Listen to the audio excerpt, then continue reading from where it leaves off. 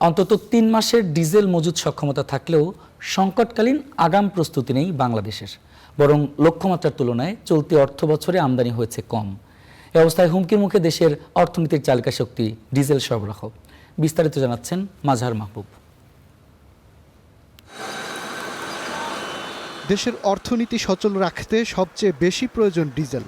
বার্ষিক জ্বালানি চাহিদার ৮০% মেটে ডিজেলে। প্রতিদিন এর চাহিদা থাকে ১৫ থেকে ২০ হাজার টন, যা ব্যবহৃত হয় পণ্যবাহী ট্রাক বা লরি, দূরপাল্লার বাস, শিল্প কারখানা, বিদ্যুৎ উৎপাদন, সমুদ্রে জাহাজ চলাচলে, এমনকি ট্রেনেও।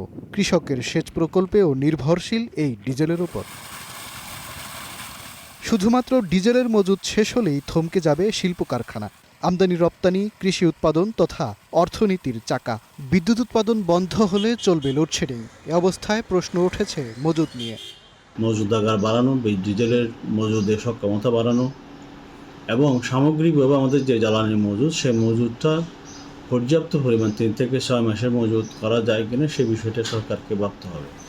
যদিও বিপিসির প্রকাশিত তথ্যে তেল মজুদ সক্ষমতা ৮ লাখ টন, তবে একাধিক গবেষণা বলছে অন্তত ৩০ লাখ টন মজুদ সক্ষমতা আছে সরকারের।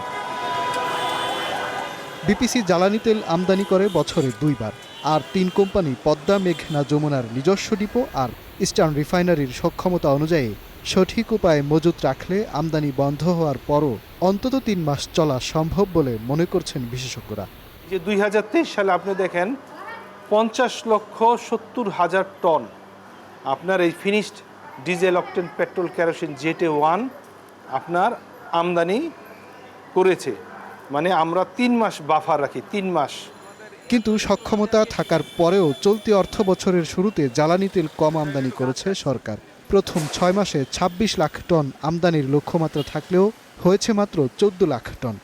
তারা এই বাফারটাকে ধ্বংস করে দিছে এবং আমাদের বিগত জ্বালানি উপদেষ্টা, জ্বালানি সচিব এর জন্য সম্পূর্ণ দায়ী। এই ২০ কোটি মানুষকে তারা এখন কষ্ট দিবে। ডিজেলের চাহিদা পূরণে ভারত থেকে পাইপলাইনে আমদানির উদ্যোগ নেয় হাসিনা সরকার। চলমান পরিস্থিতিতে এই লাইন দিয়ে আরও ৫০,০০০ টন আমদানি বাড়ানোর সিদ্ধান্ত নিয়েছে বিএনপি সরকার। মাজহার মাহবুব, স্টার নিউজ, ঢাকা।